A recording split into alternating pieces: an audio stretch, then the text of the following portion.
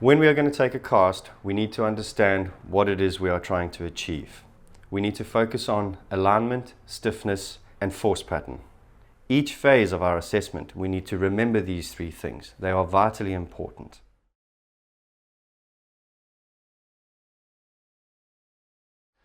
When thinking about alignment, we need to remember patient diagnosis, heel height, range of motion at the ankle, the knee, and the hip, paying special attention to the ankle, and your casting block height must match the position the patient's ankle can get into.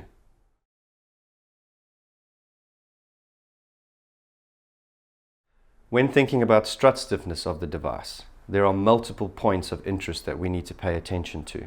These are very important for us as a manufacturer.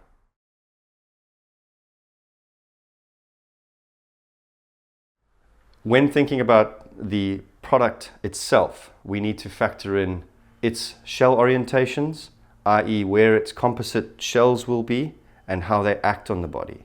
We need to think about the strut stiffness. How stiff or how flexible is it going to be? We need to think about the force patterns we are looking to apply. Are we using a composite shell or are we using a strap? We need to think about the foot shell. Is it going to be a high dorsal wrap or is it going to be a low cut foot shell? These all influence how the force patterns influence the device.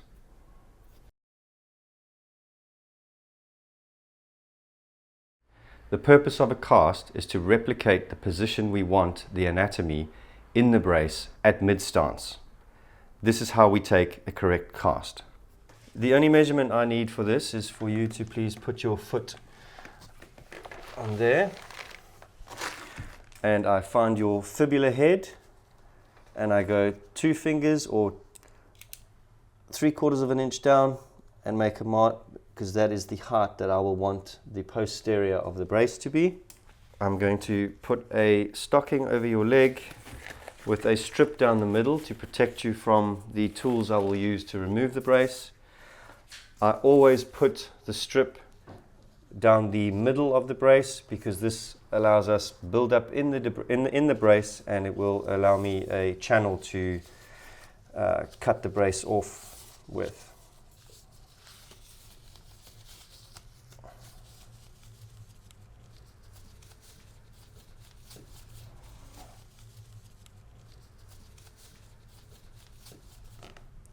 Okay. Then you should mark all your bony prominences.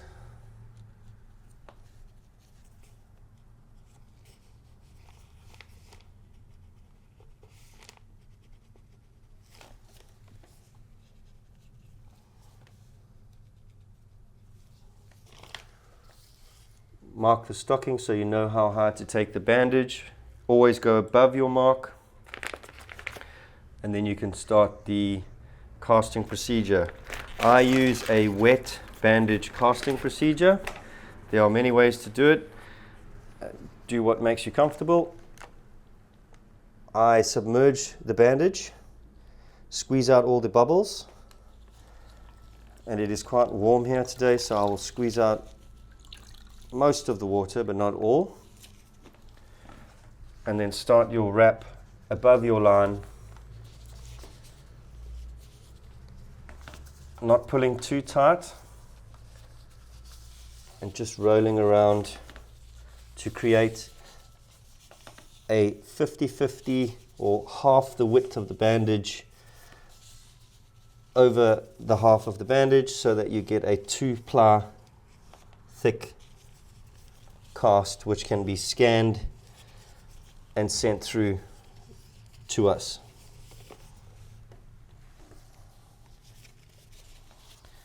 Be sure to get 2 layers over the heel.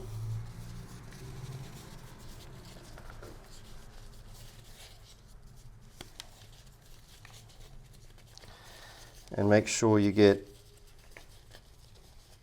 over the toes.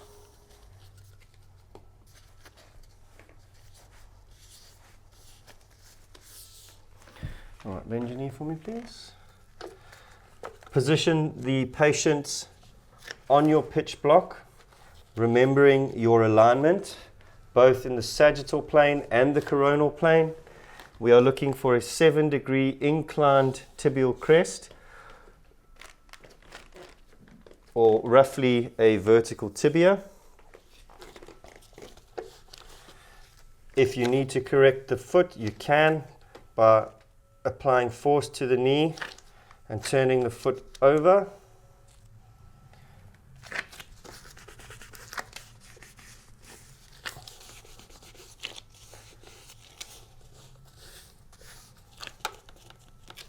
I always shape the front by the toes. I will remove any excess bandaging so that the length of the foot plate is exact to the patient's foot, so there is no confusion. I check that my toe springer is just in line with my apex of the first metatarsal and angled to the fifth metatarsal, making sure that my alignment is exactly as I want the brace to be when the patient is full weight bearing in mid stance. And we just wait for that to set now. Using safety scissors,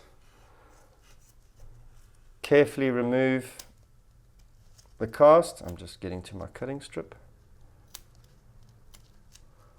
All right. This is a safety blade, it can't hurt you, and the channel's there to protect you as well. I just want to make sure that this is set, that's fine.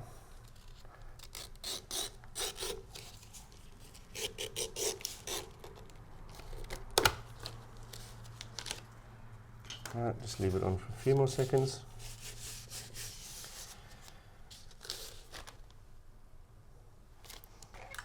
I'm just going to mark my ends of my toes. Alright, thank you. Can you lift your leg up, please? And there's my cast. You can leave the stocking net inside because the outside of the the cast will be scanned. We would ask that you put some white insulation tape around the cast so that it is ready for shipping. And then trim off the excess lengths